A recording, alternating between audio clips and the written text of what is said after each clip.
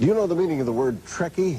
It's a word that describes 25 million Americans, the huge cult following of the old science fiction TV series Star Trek. 10 years after it went off national TV, the enthusiasm and number of Trekkies kept growing. And now Hollywood has responded with a Star Trek movie. We decided to find out about the Trekkies and why they are so devoted to what happens in fictional outer space aboard the famous starship Enterprise. The blastoff came 3 weeks ago, a gala premiere in Washington, December 6th. The audience caught the spirit befitting a movie voyage to outer space. It quickly set a record. The biggest first-week gross in the history of motion pictures, over $17 million. And it clearly had meaning for a lot of future-minded Star Trek fans. I grew up wanting to be an astronaut. Okay, in Star Trek you saw that this was possible, that people will live in space. The reason I enjoy it so much is because that it is totally conceivable. I do believe in life on other planets. Gene Roddenberry, a former pilot, a former policeman, created the Star Trek series and produced the movie. We hit with this at the time the anti-hero was so popular. There were no heroes left for the American public. And along came these people that say, when I say something, that's it, because I'm a man of my word.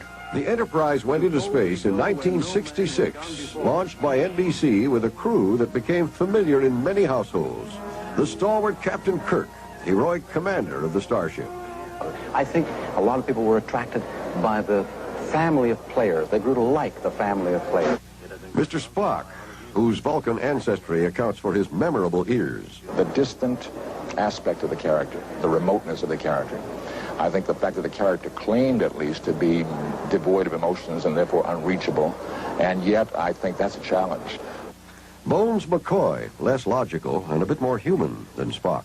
McCoy is really a country doctor, so to speak, a man who hates to see all of this modernization falling in on him too fast. We're beginning to lose that humanity. Scotty, the trustworthy Scotsman who ran the engine room. People will look on Star Trek and all the scientific aspects of Star Trek and say, why not? Uhura, the communications officer, fourth in command. I just knew at that moment now that black children must look at me on that ship, even if I was just pushing some buttons, and know that that is a person that I can identify with, that I can emulate. I just wanted to find a vehicle where I could say some things that were in my gut. And I remember thinking that Jonathan Swift, well, I don't place myself on a par with him, had the same problem, though, and he wanted to talk about England of his time, and he invented Gulliver's Travels. And I thought, wow, maybe if I could get some polka-dotted little things out on a far-off planet, I can talk. You know, I can take a couple of shots at the Vietnam thing that's coming up and all of that, and we used it that way. There comes to all races an ultimate crisis. We faced a similar crisis in our early nuclear age. We found the wisdom not to destroy ourselves. Star Trek was unique, but its audience, while devoted, wasn't big enough for network TV. And our fans kept rushing to our rescue and doing torchlight parades against NBC. I remember one time they sneaked into Rockefeller Center and put Save Star Trek stickers on all the executive limousines. A determined letter-writing campaign kept it on the air for a third year, but as this Saturday Night Live parody showed, it was ultimately shot down by a very unfuturistic foe. I'm Captain James C. Kirk of the Starship Enterprise, representing the United Federation of Planets. Hi, I'm Herb Goodman, head of programming for the network. Stand back. I will not hesitate to shoot. Can I have your attention, please? Ladies and gentlemen, due to the low Nielsen ratings, we at NBC have decided to, unfortunately, cancel Star Trek. Fire my command. The fans couldn't rescue it again. NBC did cancel the series. Star Trek, off the network, drifted into the twilight zone of local station reruns, one step from extraterrestrial oblivion. But something happened, a unique phenomenon in television history. Instead of fading away, it became the most successful rerun ever, with the most devoted following. Even now, it's seen 308 times a week on 106 American stations, and is also shown overseas in 37 earthly languages. Capitaine, aucune réponse. J'ai essayé toutes les fréquentes. 故障箇所発生。非常システムに切り替えました。彼らを止める方法はそれしかない。そうは思えん。カーク、やめたまえ。私の目の前でドクターや看護婦が次々に例の物質に変えられてしまったな。No new episodes were being made, but Star Trek continued to spark a creative appetite. Trekkies published their own fan magazines called fanzines, with fans creating their own scripts, their own drawings, complete descriptions of gadgetry, and their own embellishments of Star Trek lore. They formed clubs, traded Star Trek products, and in 1973, the first Trekkie convention was organized by Joan Winston. The very first Star Trek convention was a fluke.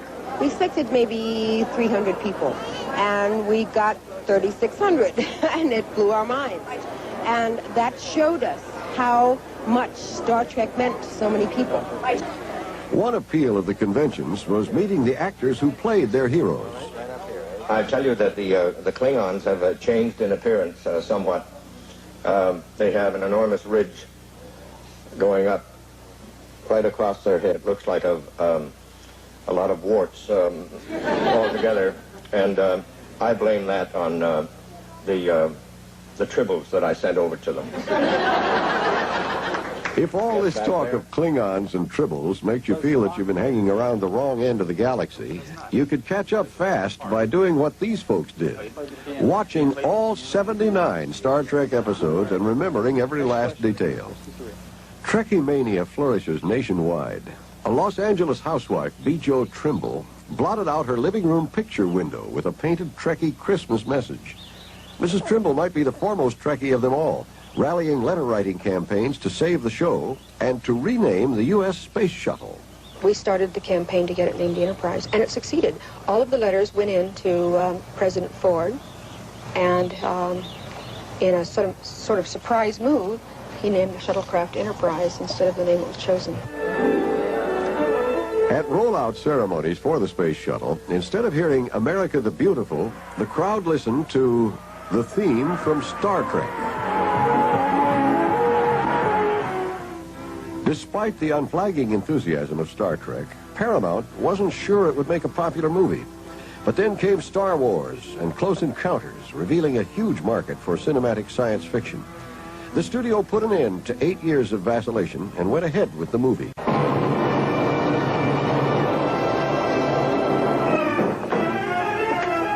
Permission to come aboard, sir. Well, I felt at that point that certainly I would not want to see the movie done without Spock, and I would not want to see anybody else play him.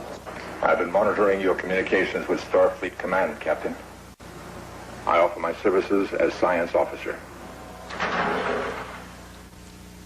Gene Roddenberry wanted his starship and special effects to be realistic enough to promote the idea that space travel is part of our future.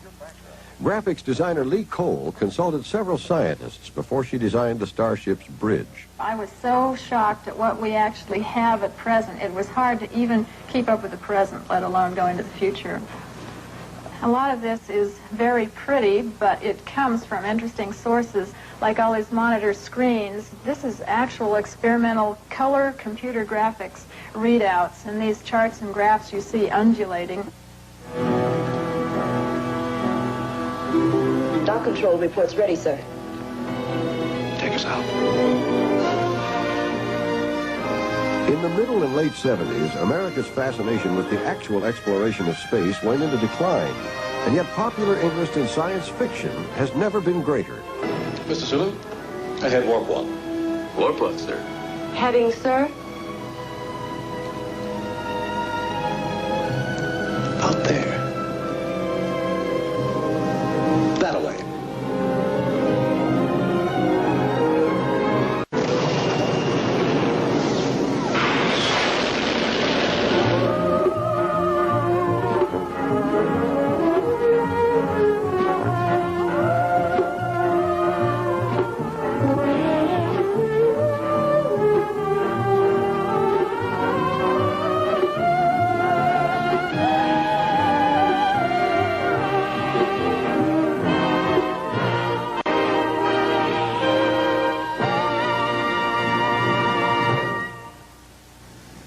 The years have been kind. That was a short decade. We'll be right back.